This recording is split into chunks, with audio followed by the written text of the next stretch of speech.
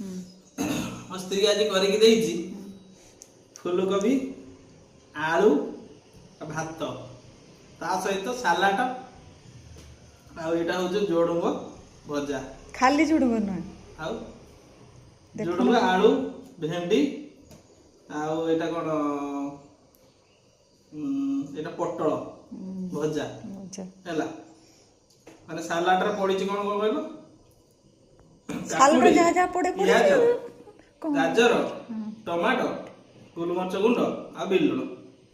ମୋର ପ୍ରତ୍ୟେକ ଦିନ ସାଲାଡ ଫେମସ ଦରକାର ସାଲାଡ। ଦେଖିଆ ଖାଇବା କେତେ ଟେଷ୍ଟ ଲାଗୁଛି।